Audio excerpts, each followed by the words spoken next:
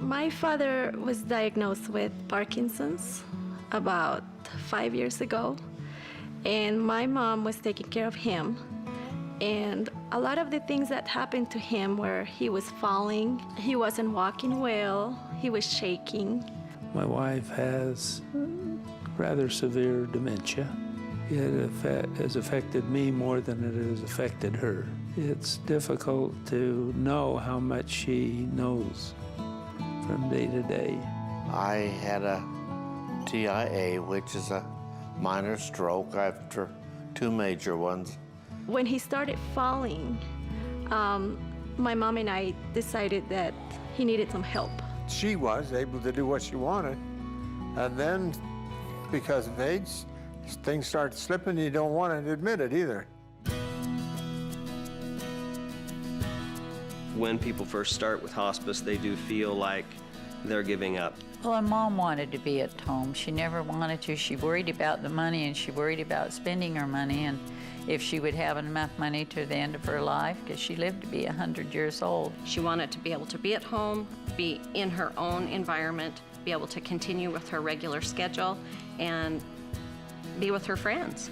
I knew nothing about them from the beginning. I was very naive. In fact, I thought, oh, hospice, you're on death row. My dad was kind of nervous because he's a very shy person, and he wanted to just have my mom take care of him. We've had experiences with my husband's family where the care that was given, we were struggling to keep somebody there, and the quality wasn't good, and it was not the experience that we had hoped for. So this was just above and beyond what I thought was possible. I was belligerent. I was mad at everyone. And I went in with a bad attitude, and after I had the minor stroke, the day I had that, when I come out of it, I knew then I was in the right place.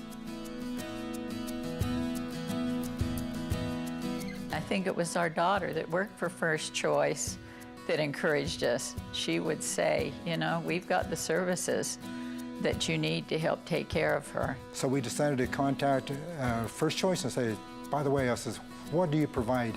We want to ensure that mother receives the best possible care. And so he said, okay, well, I'll try them.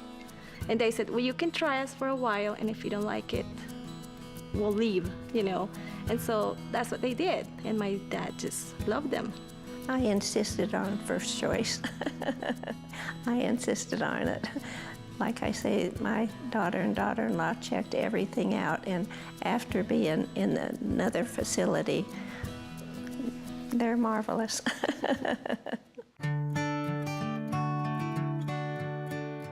I loved my patients. I cared about my patients. I wanted their lives to be better. That's the vision I saw. Not someone running in and out and doing a quick visit, a quick shot, ignoring dirty dishes, ignoring a bed that was unmade, but to do those things for them while they were there, to make their lives better. She helped bathe her. She even, she would make her bed. She would help clean her house. She actually took her washing home and did it. He took care of my dad in a very tender, loving way. He always listened to him. He always made sure that he wasn't hurting. The care I get on a daily basis is the very best. The best nurses and attendants, aides, they've all been wonderful.